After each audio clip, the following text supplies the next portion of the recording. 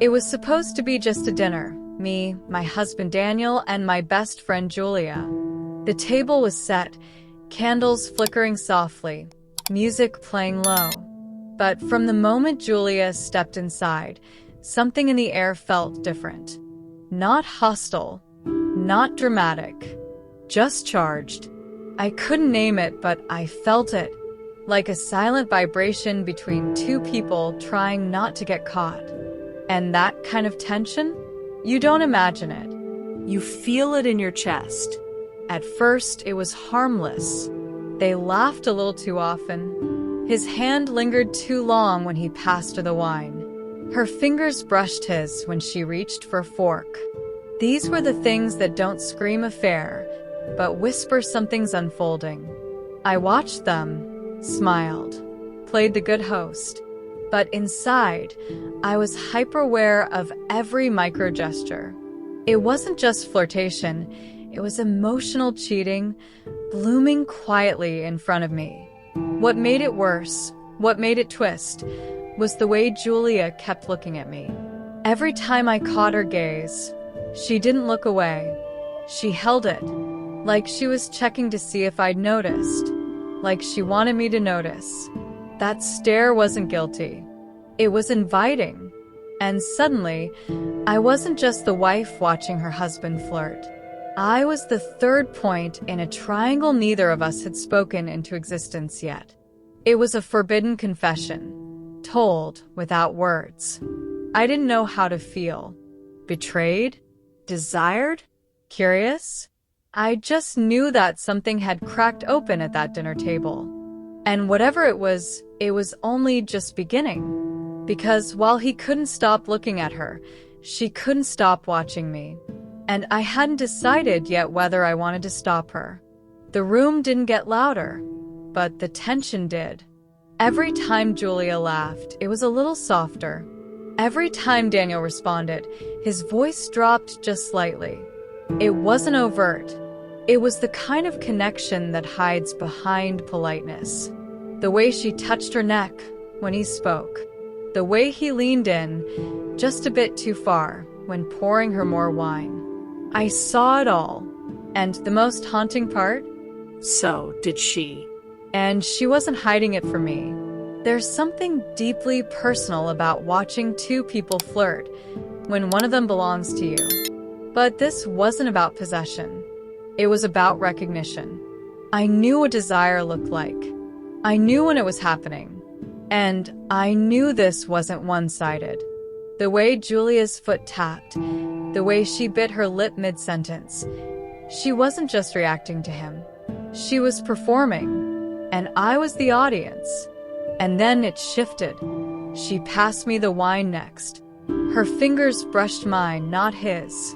And that look returned. Curious. Calm. Steady. Not seductive, but intimate.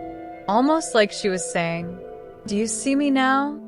It wasn't just him she was connecting with. It was me. I was part of whatever this was.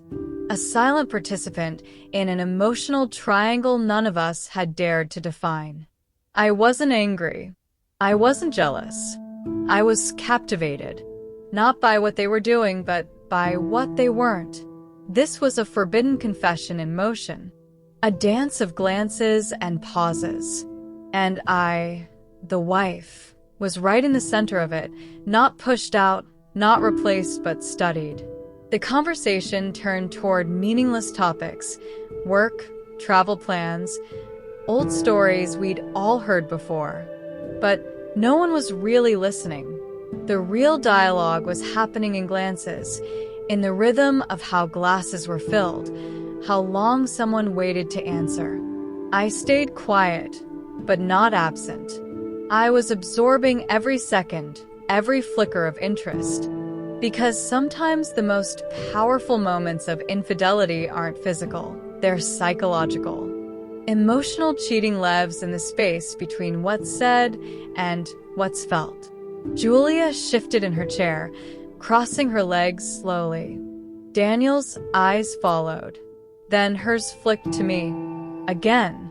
And this time, her smile was different.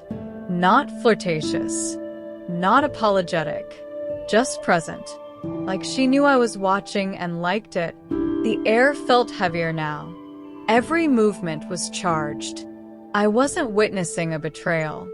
I was being drawn in, and I couldn't pretend not to feel it. This wasn't her stealing him. This was her inviting me. And I began to wonder, had I misread it all? Was this really about Daniel? Or had this entire evening been carefully, silently crafted around me? Her looks, her laughter, her gentle touches. Was I the center of the story all along? Or was I just finally waking up to a version of myself I hadn't seen in years? By the time dessert arrived, no one touched it. We were full, not with food, but with electricity. There was nothing left to say. Just the flicker of candlelight, the closeness of our chairs, and the unshakable feeling that something had already shifted between the three of us. And the scariest part? I didn't want to stop it. There was a moment, brief, barely noticeable, when Julia reached across the table and placed her hand gently over mine. It lasted no more than a second, but in that instant, something inside me settled. Not with fear, not with resistance, with clarity. She wasn't taking anything from me. She was offering something. A different kind of connection. One where desire didn't have to choose a single direction. And for the first time that night, I stopped watching and leaned in. Daniel noticed. Of course he did. His eyes shifted from Julia's touch to my reaction. There was no tension in him, just awareness. Like he'd been waiting to see which way I'd lean. And when I didn't pull away, he smiled, subtle, proud, almost relieved.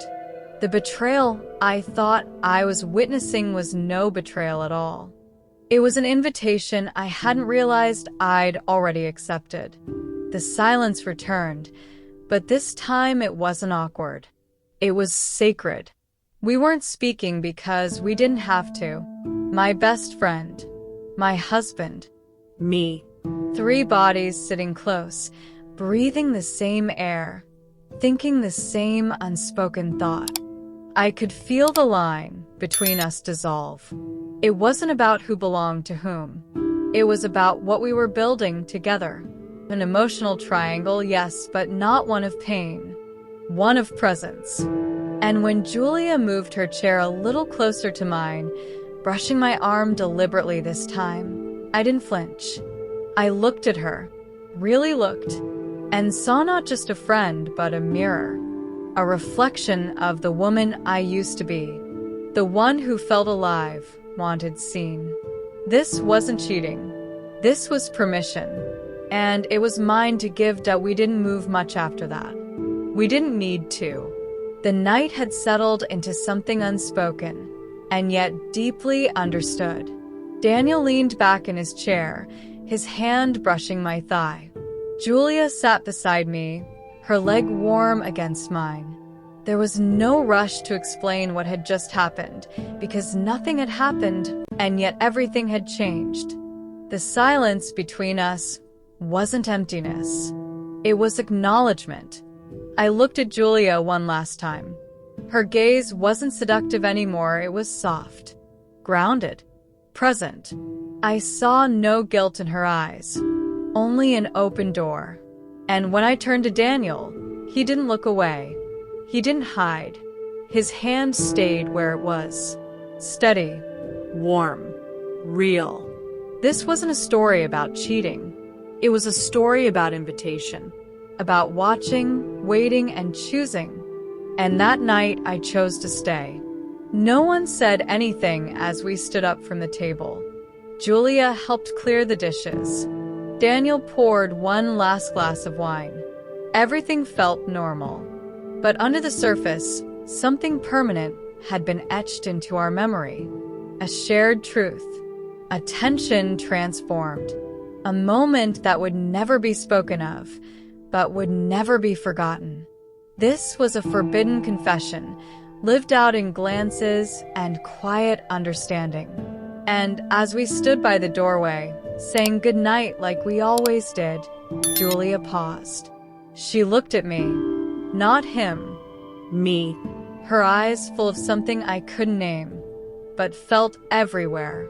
A smile curved her lips, one that didn't ask for permission, one that already knew the answer.